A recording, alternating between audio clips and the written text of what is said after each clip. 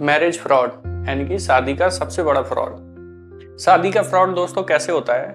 लड़की का पहले से माइंड सेट होता है कि मुझे करना क्या है। अब लड़का जब शादी करके आता है तो उसको तो लगता है एक बढ़िया सी बीबी आई है, अपना घर चलाएगी, माँ बाप की सेवा करेगी, खाना पीना खिलाएगी, एक सहारा बनेगी, घर को आसमान तक ले जाएगी। क्योंकि कहते हैं ना, औरत एक घर की लक्ष्मी होती है।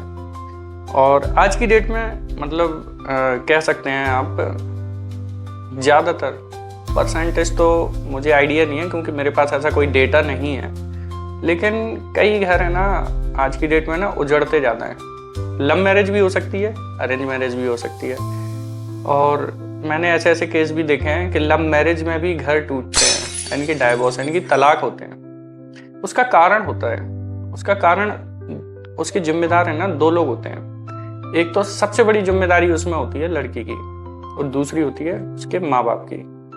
अब माँ बाप की गलती उसमें इसलिए सेकंड पे आती है क्योंकि अगर माँ बाप कितने भी खराब हों, लड़की समझदार हो ना तो माँ बाप कुछ नहीं उखाड़ पाएंगे। क्योंकि माँ बाप ही, लड़की को समझना चाहिए, माँ बाप ही उसकी ज़िंदगी नहीं चलाएंगे जो ज़िंदगी भर चलते हैं। जैसे ज़िंदगी चलाई जाती है, माँ बाप उसका साथ नहीं देते। माँ बाप आज हैं कल नहीं हैं, आज वो साथ दे देंगे, कल वो कहीं और जगह भी भेज सकते हैं। लेकिन इसमें लड़कियों को कभी समझ में नहीं आता है। आज दिन तक मैं तो खुद ही कंफ्यूज रहता हूँ कि लड़कियों को क्यों समझ में नहीं आता है, माँ बाप कैसे तबाह करते हैं। आज मैं वो बताता हूँ। इनका माइंडसेट पहले होता है एक अच्छा सा घर देखेंगे और लड़का अकेला हो, अच्छा कारोबार हो, या तो लड़का गुलाम बन के रहे। पहला फ्रॉड। उसकी सारी चलनी चाहिए बेटी की, है ना, बेटी की सारी चलनी चाहिए, इनकी घर में मतलब मनमानी चलनी चाहिए। अब उस केस में ये नहीं होता है तो कोई अच्छा संस्कारी घर होगा तो उसमें नहीं चल पाता है, क्योंकि औरत को एक मर्यादा में रहना चाहिए और अच्छे घर के संस्कार यही कहते हैं।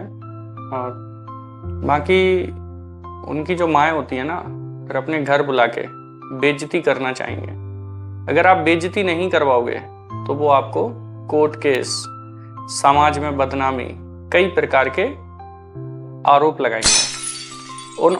उन आरोपों में उनको ऐसे लगता है कि जैसे हम बहुत बड़ी महारथी प्राप्त कर रहे हैं, लेकिन ऐसा कहीं कुछ नहीं होता है भाई। और लड़के के घर वाले परेशान होते हैं और लड़का भी टेंशन में रहता है। लेकिन इस केस में क्या है, उनकी माँ की गलती ज़्यादा होती है। उनकी माँ को चाहिए होता है पैसा। पैसा, अरे भाई मेहनत कर लो ना, पैसा बहुत कमा लोगे, मेहनत तो करो। लड़की के भरोसे, लड़की से अगर उसके घर वालों से पैसा ले लोगे तो क्या आपकी पूरी ज़िंदगी चल जाएगी? नहीं चलेगी।